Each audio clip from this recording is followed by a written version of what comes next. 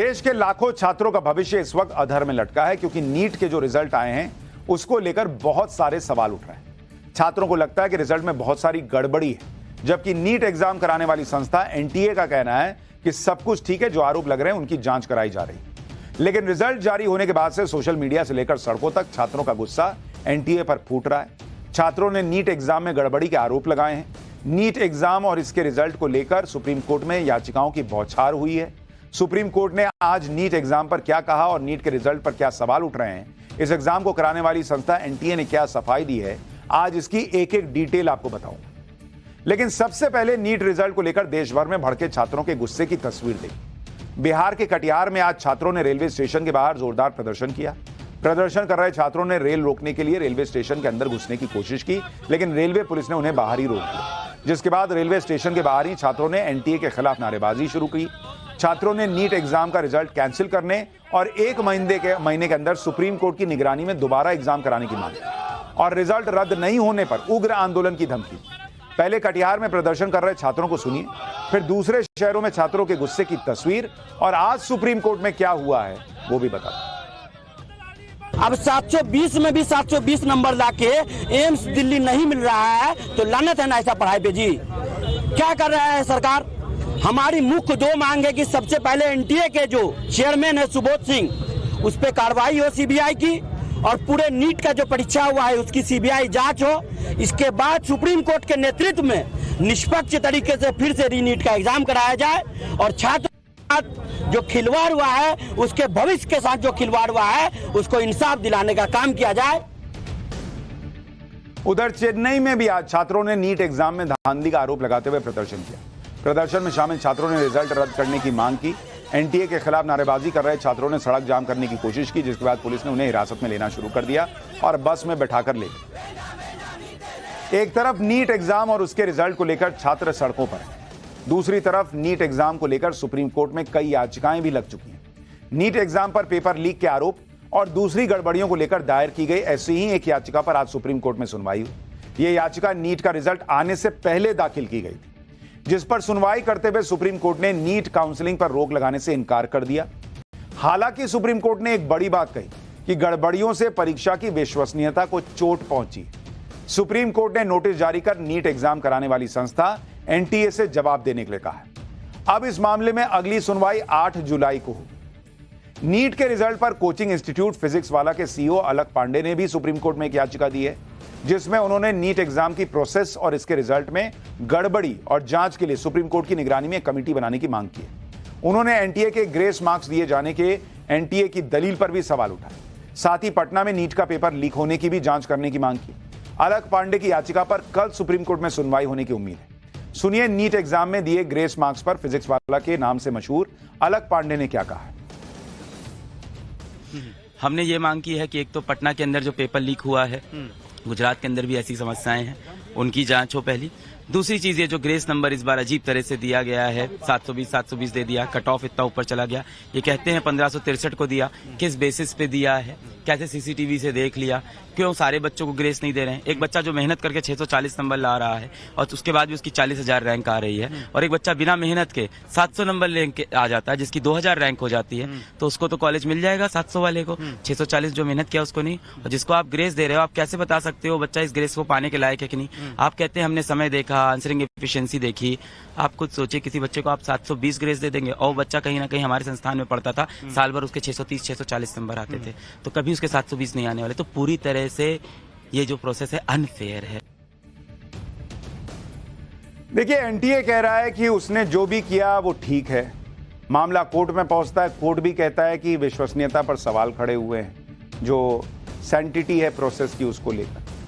ऐसे में छात्र अगर सड़क पर उतरे हैं तो इसको गंभीरता से देखा जाना चाहिए, और अगर इस बार ना सही लेकिन कम से कम आगे भी ऐसा प्रोसेस तैयार हो कि इस तरह छात्रों को सड़क पर उतरने की जरूरत ना पड़े, ये सबसे जरूरी है। लेकिन रिजल्ट जारी होने के बाद से सोशल मीडिया से लेकर सड़कों तक छात्रों का गुस्सा एनटीए पर फूट रहा है। छात्रों ने नीट एग्जाम में गड़बड़ी के आरोप लगाए हैं। नीट एग्जाम और इसके रिजल्ट को लेकर सुप्रीम कोर्ट में याचिकाओं की बौछार हुई है। सुप्रीम कोर्ट ने आज नीट एग्जाम पर क्या कहा और नीट के रिजल्ट पर क्या सवाल उठ रहे हैं, इस एग्जाम को कराने वाली संस्था एनटीए ने क्या सफाई दी है, आज इसकी एक एक डिटेल आपको बताऊंगा।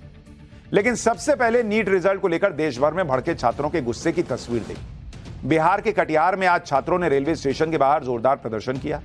प्रदर्शन कर रहे छात्रों ने रेल रोकने के लिए रेलवे स्टेशन के अंदर घुसने की कोशिश की, लेकिन रेलवे पुलिस ने उन्हें बाहर ही रोक दिया, जिसके बाद रेलवे स्टेशन के बाहर ही छात्रों ने एनटीए के खिलाफ नारेबाजी शुरू की। छात्रों ने नीट एग्जाम का रिजल्ट कैंसिल करने और 1 महीने के अंदर सुप्रीम कोर्ट की निगरानी में दोबारा एग्जाम कराने की मांग की और रिजल्ट रद्द नहीं होने पर उग्र आंदोलन की धमकी।